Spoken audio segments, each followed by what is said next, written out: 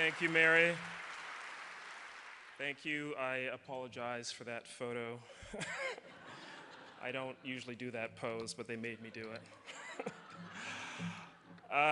Thank you to Heritage Toronto, to Karen, and everyone who invited me to make this talk this evening.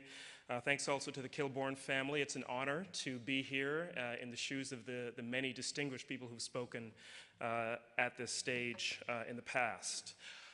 Really what I want to do tonight is to offer some ideas about how festivals have affected this city.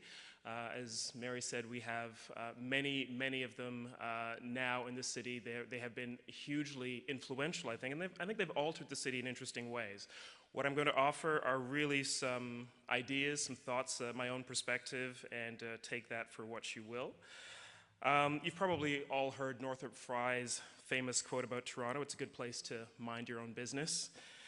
Or maybe you've heard Peter Ustinov's description as Toronto being New York run by the Swiss. The fact that both of these statements now sound so hopelessly out of date is due to a whole network of political and social changes that have swept through our city in the past 40 years. Immigration, civic-minded politicians from David Crombie to David Miller, various countercultures, alternative media, Jane Jacobs, Richard Florida, Ed Mirvish. Culturally, though, I want to suggest that the evolution of Toronto from what Wyndham Lewis once called a sanctimonious icebox to the city we know today is at least in part due to festivals. I work for the Toronto International Film Festival, but of course we've got a lot of other big ones in Toronto: Luminato, Pride, the Caribbean Carnival, I still call it Caravan, the International Festival of Authors, Word on the Street, many others. If we look just at film, there are over 50 film festivals in Toronto, from Hot Docs to Real Asian to Inside Out to the Cuban Film Festival, the Jewish Film Festival, the Rendezvous with Madness Film Festival, and the Japanese Short Film Festival, a specific festival just for Japanese short films in Toronto. But back in 1976, there was just one film festival. Now, all of us show important films. All the many film festivals in the city show important films that would never otherwise be screened in Toronto, and I think that does a lot to grow a citizenry that's knowledgeable about cinema and curious about it. People in Toronto seek out new movies because festivals have helped cultivate an understanding that's both broad and deep. But what I want to suggest this evening is that when it comes to building a city, this is as important as appreciating the art of cinema. If you're groaning at the sight of Brad Pitt, I can tell you there are a whole lot of my coworkers back at TIFF Bell Lightbox who are tearing their hair out because we spent a lot of time trying to convince people that we're not just about movie stars and red carpets and all the glamour and the glitz. But I don't think that is meaningless, actually. I think the public celebration that happens at festivals, the screaming fans and the crowds and all that silly euphoria, carries meaning, especially in a city like Toronto. If you look at this photograph for even a moment, I think you'll understand what I mean. Because although this is a completely normal photograph from this year's past festival, just a few weeks back, where we started was here. So what is this? This is the juvenile branch of one of Toronto's Orange Lodges. This is a float at Toronto's annual Orange Day Parade in July 12, 1919. You'll recall that the Orange Order is a Protestant fraternal society founded in 1795 to commemorate the victory of William of Orange at the Battle of the Boyne on July 12, 1690. The Orange Order, of course, was transplanted from Ireland and Britain generally to Canada and throughout the Commonwealth, but it used to be very powerful in Toronto.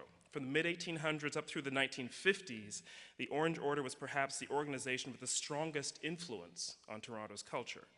It bound Protestants together, and it fought things like bilingualism and Catholic immigration. That phrase, one God, one faith, one empire, was a very potent one at the time. This is the Orange Parade in 1912. Toronto's version of the parade started in 1821, and it ran strongly up through the 1950s, and in fact is still going. I'm told that the Toronto Orange Day Parade is the oldest continuous parade in North America. For over 150 years, it was a huge annual gathering, a kind of a street festival, really. You can see that it packed Queen's Park. These days, you're more likely to see this kind of crowd in Queen's Park for Afrofest, but back then, it was the Orange Order. Most mayors and city councilors for over a century in Toronto were Orangemen. Of course, although this was a signature event each year for Toronto, it didn't entirely define the city. The other big public event was the Labor Day Parade. This is a view looking north on Yonge Street. The Brodie Drum and Fur Company on the west side of the street was at 256 Yonge, which is where the Eaton Centre is today. Yonge Street, of course, has been important for many of the city's big cultural processions, from the Santa Claus Parade to the original Caravana. Because it's an artery, like Bloor or University or Queen Street, it carries more meaning when people take it over from vehicles, from its usual course of business. One other thing worth noting, Toronto's Labor Day Parade started in December 1872 as an activist protest in support of the Toronto Typographical Union's strike to earn the right to, get this, a 58-hour work week. That was what they were fighting for. The Toronto Trades Assembly gathered members of 27 unions. Facing off against them was George Brown, who was then the editor of the Toronto Globe newspaper. Union activity was still illegal in Canada then, and the police arrested 24 leaders of the Typographical Union. So large public gatherings generally did two things in Toronto. They brought a group together to celebrate its sameness, its togetherness, and they also pit that group against another. Protestants against Catholics, workers against managers. So how did that all begin to change? The last mayor of Toronto who benefited from being an Orangeman was Leslie Howard Saunders.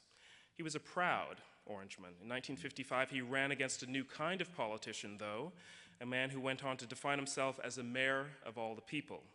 He wasn't an Orangeman because he couldn't be. He was Jewish. His name was Nathan Phillips. Most of you know this history, but what's important for me in this context is what Nathan Phillips did once he became mayor. It was controversial. He demolished heritage buildings to modernize Toronto. He tore down Toronto's old Chinatown and the University Avenue Armory, the neighborhood around City Hall called the Ward, which had been Toronto's black neighborhood before it became Toronto's Jewish neighborhood. Nathan Phillips tore all of that down. In their place, he commissioned new buildings like this one. The city had never seen anything like New City Hall, designed by the Finnish architect Viho Revel. But as Robert Fulford pointed out in his book about Toronto called Accidental City, what was really revolutionary about New City Hall wasn't this building, it was the square that fronted it. Nathan Phillips Square was the first public square ever built in Toronto. We didn't have spaces like that before. And why did we need Nathan Phillips Square? So we could do things like this in it. This is July 12th, 2011. The official launch of this year's Caribbean Carnival in Nathan Phillips Square. Remember that date, July 12th? That's Orange Day, 190 years later. So let's look at the Scotiabank Toronto Caribbean Carnival for a moment. If you don't mind, I will keep calling it Caravana. It began in 1967 as the Caribbean community's contribution to Canada's centennial celebrations. It was Toronto's answer to Expo 67.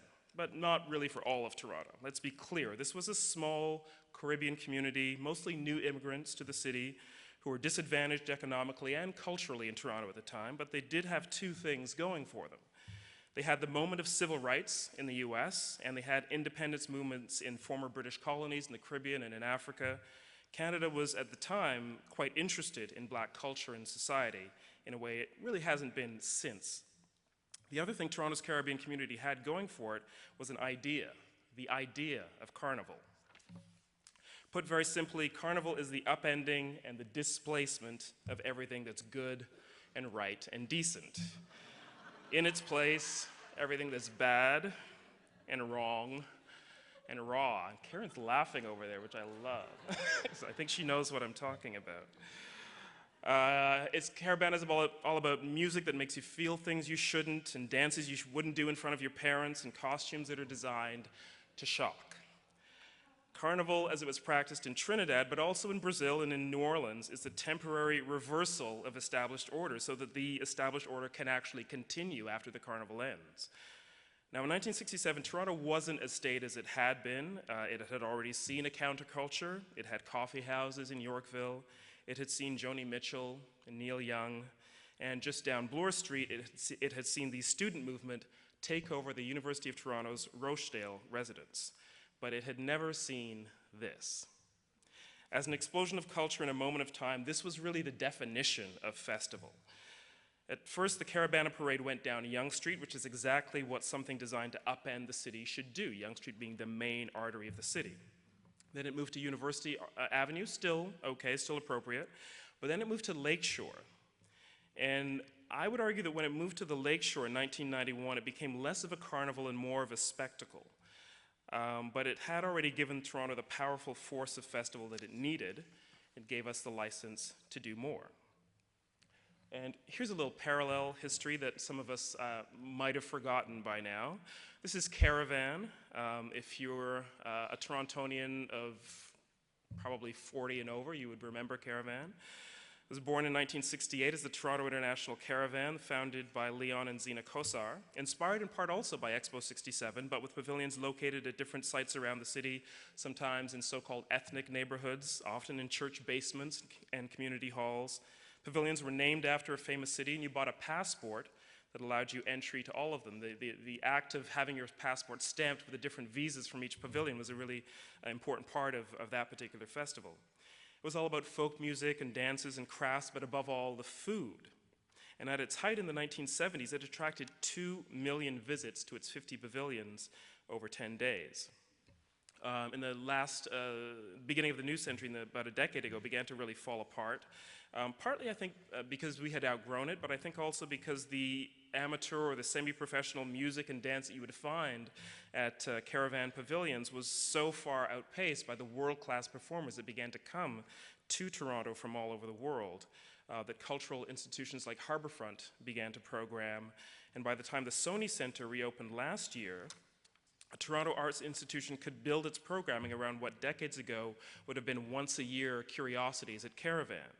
Now it's the Guangzhou Ballet and the Kings of Salsa and the Soweto Gospel Choir and Bharati, which is a performance of South Asian musical theater and dance timed for the celebration of the Diwali festival in Toronto.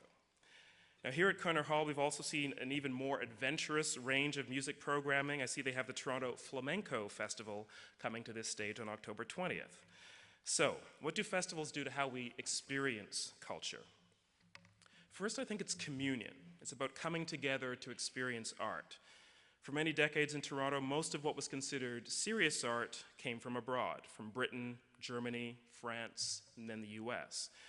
It was only in coming together at places like Massey Hall that Torontonians could get access to this work. It was also here that they could test their own sense of art against their own taste, their knowledge, their beliefs. One note, Massey Hall opened in June of 1894 with a 3-day music festival. And is it just me, or does this look a little bit like a church?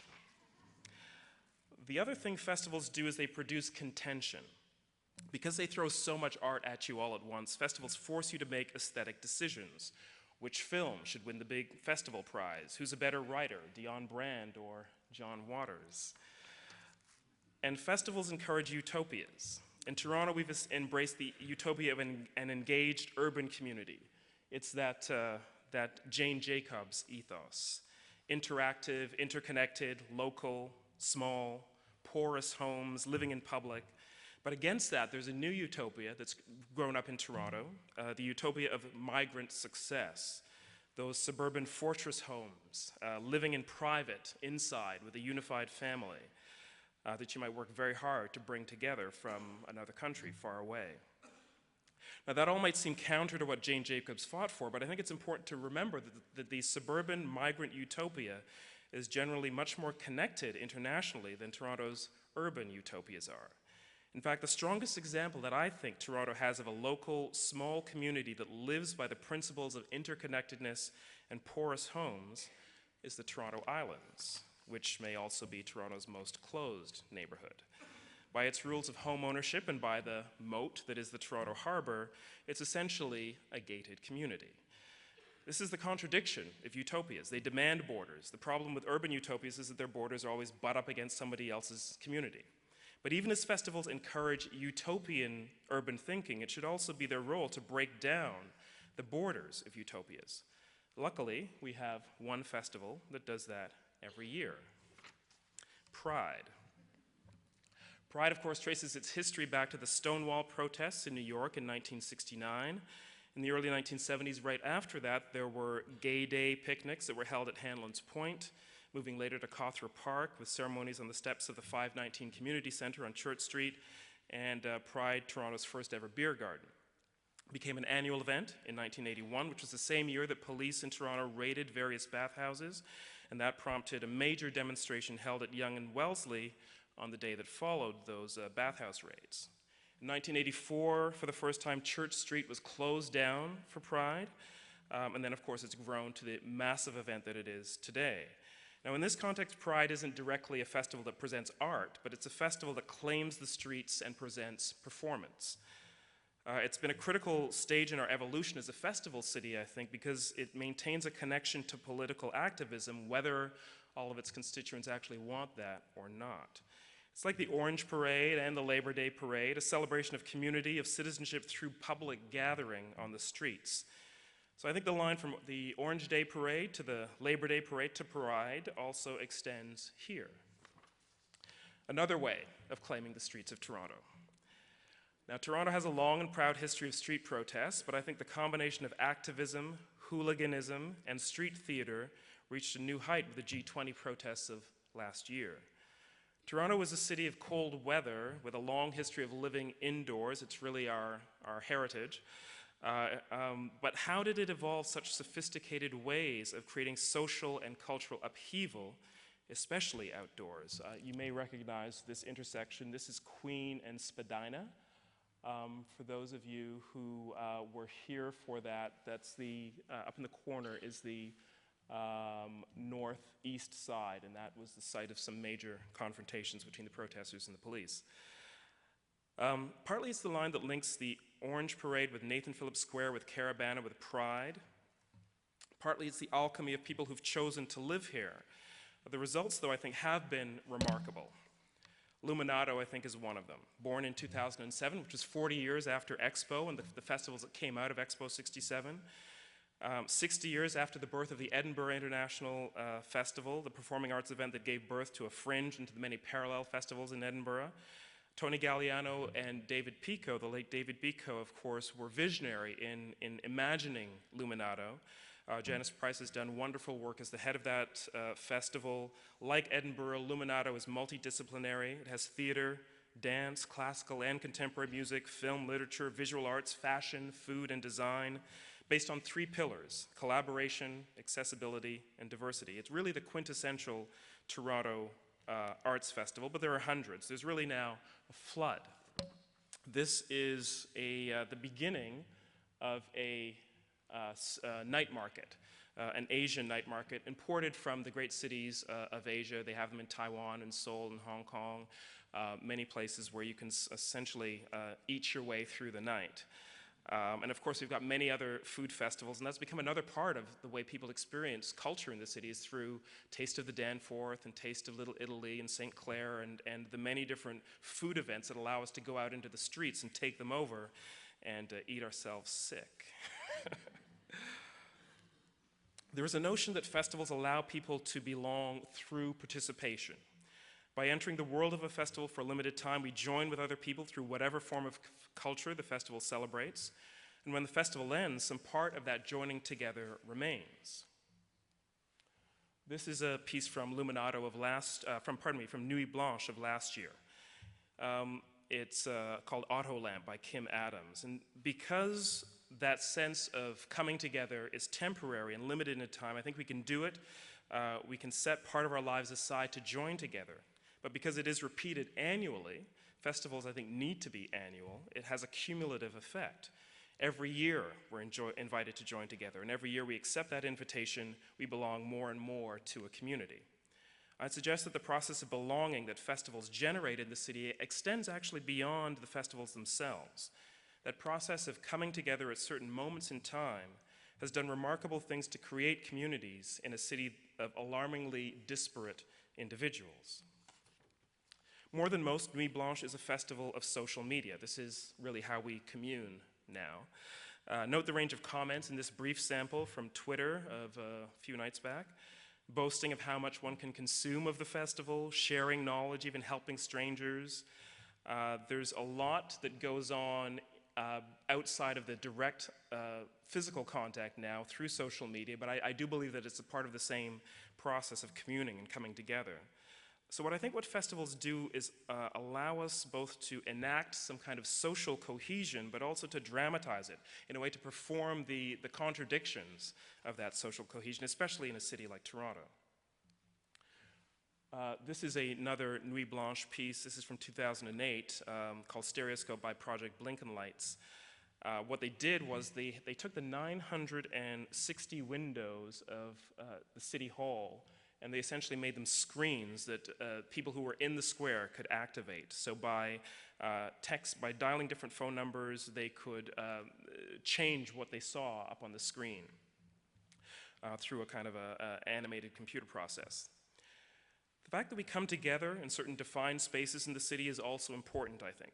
Taking over a public space is an act of belonging. Our film festival took over Yorkville when it first started. It was there for many years, over 30 years. Now we're taking over King Street West for 11 days. Luminato takes over Young Dundas Square and David Pico Square. Because they come every year, festivals teach us how to own our city. So when a one-off event like the G20 happens and people want to show how and where they belong, the physical vocabulary is already there. And it can lead to remarkable moments like this. Not a festival, but a product of the festival ethos in Toronto. Gathering together, upending order, communing, contesting, and belonging to the city. Thank you.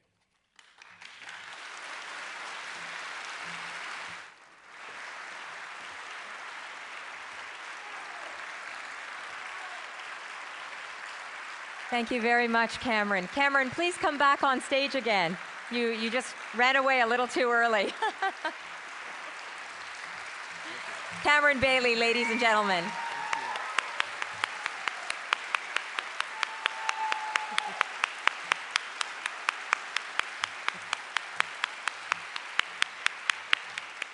That was an absolutely wonderful speech. I learned a lot of things that I didn't know about Toronto, and it took me right back down memory lane when you showed those Caravan, I think it was a passport or something. I remember I actually worked as a waitress in the beer garden at one of the Caravan pavilions. You'd be too young to know this.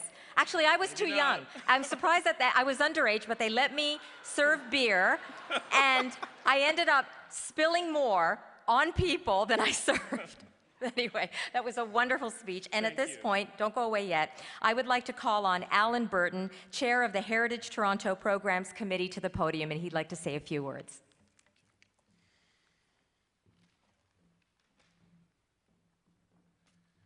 Thank you very much, Mary.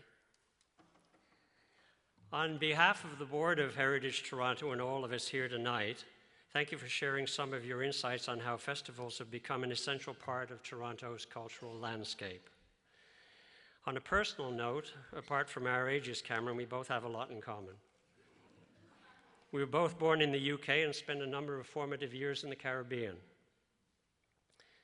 We both appreciate English literature, the art of film, and Elvis Costello.